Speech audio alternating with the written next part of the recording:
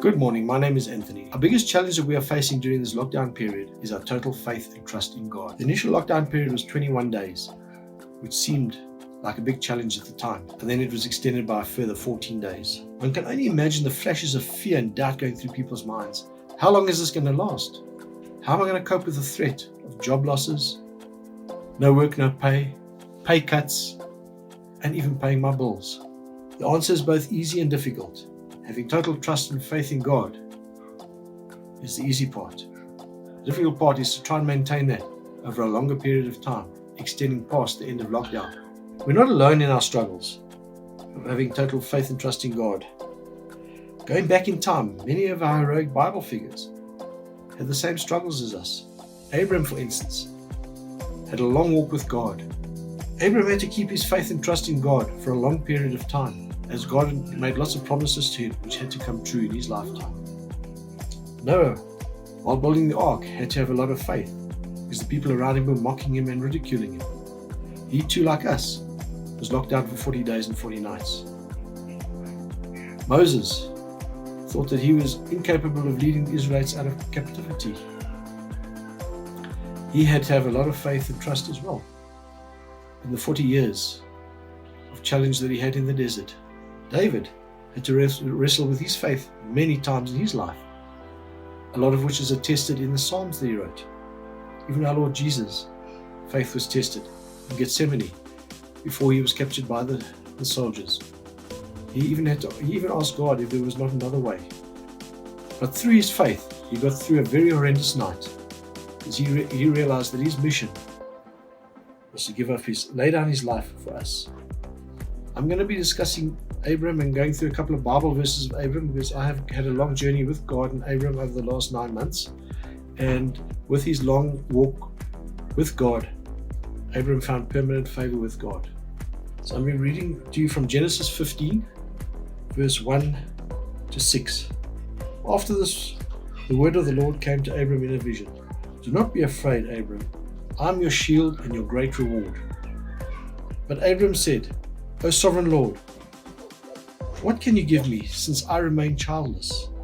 And the one who will inherit my estate is Eliezer of Damascus. Abram said, You have given me no children, so a servant in my household will be my heir.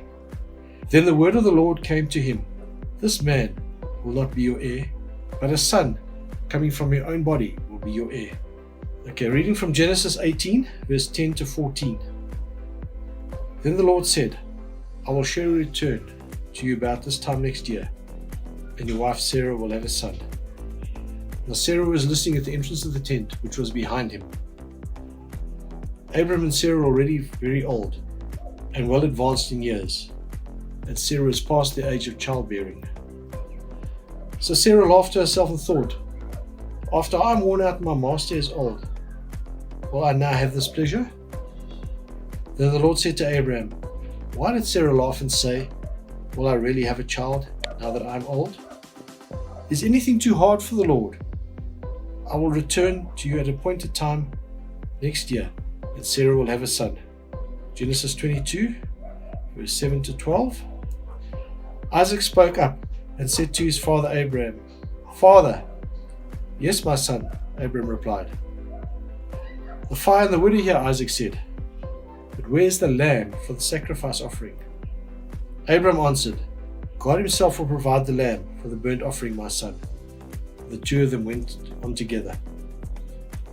When they reached the place that God had told Abram about, he built an altar there, arranged the wood on it, bound his son, laid him on top of it, and then he reached out his hand and took a knife to slay his son. But an angel of the Lord called out to him from heaven, Abram, Abram, I am here, he replied. Do not lay a hand on the boy, he said. Do not do anything to him. Now I know that you fear God, because you have not withheld your son, your only son. As can be seen in Abram's long journey with God, it was a journey of hardships, disappointments, sacrifices, and a lot of patience. But through this all, and through his obedience to God, he was rewarded. In closing, Just a few ways for you to get through this long lockdown period. to help you with your total trust and faith in God, which will always be challenging. Firstly, always remind yourself about the promises that God has already answered in your life, showing His faithfulness no matter what. Number 2, continue to seek God in prayer and also find quiet time, listening for His encouraging voice. Continue reading your Bible, searching for what God is trying to tell you while you read.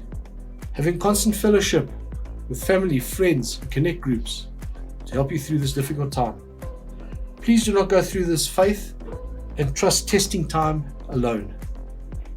God is always with you and will never forsake you. Thank you.